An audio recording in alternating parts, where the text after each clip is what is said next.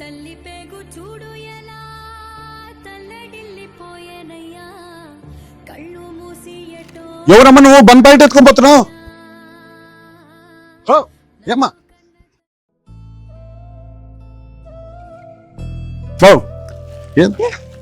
ఉండండి, ఏమన్నా ఒక నిమిషం.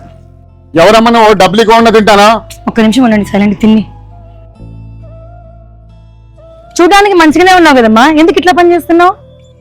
ఆకలికి తింటున్నావమ్మా. అట్లని చెప్పి దొంగతనం చేస్తావా? ఆమెను చూస్తుంటే తినటం లేదండి, ఎంత ఆత్రతం తింటాండి. నిదానంగా తినమ్మా, మేమేమనంలే. నేను అడక తినేదాన్ని కాను, అలాని పిచ్చిదాన్ని కానమ్మా. ఒకప్పుడు చాలా బాగా బ్రతికినా నేను. మా ఆయన చనిపోయినప్పటి నుంచి నా బ్రతుకు ఇలా అయిపోయిందమ్మా. పోనీ ఎక్కడైనా పని చేసుకుని బతుకుందామంటే చదువు లేదు, ఆరోగ్యం బాగలేదు, ఎక్కువసేపు పని చేయలేను. ఎవరి దగ్గర పని చేసినా కూడా పంపించేస్తున్నారు. 3 రోజులైందమ్మా, నిద్ర లేదు, కడుపుకు తిండి లేదు, ఒంటరితనం ఒకటి. బన్ను కనిపించింటే ఆకలికి తట్టుకోలేక తీసుకున్నానమ్మా. నీ వాళ్ళంటూ నీకెవరు లేరమ్మా? ఉన్నారమ్మా, అత్తయ్య మామయ్య వాళ్ళు నా పిల్లల్ని తీసుకోపోయినారు. మా అన్న వదిన నాకు ఆరోగ్యం బాగాలేదని ఇంట్లో నుంచి పంపించేసినారు.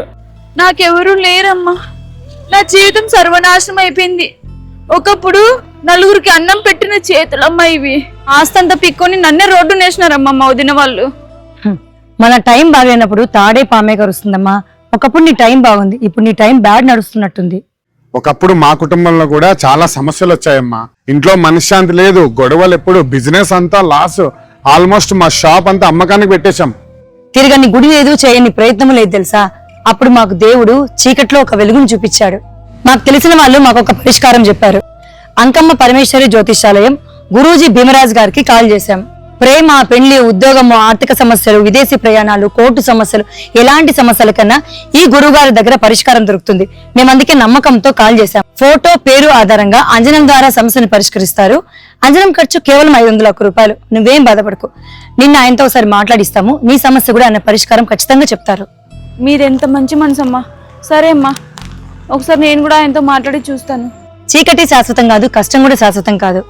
ఈ రోజు నీ కళ్ళలో కన్నీళ్లున్నాయంటే రేపు ఖచ్చితంగా నీ జీవితంలో వెలుగు ఉంటుంది. ధైర్యంగా ఉండు.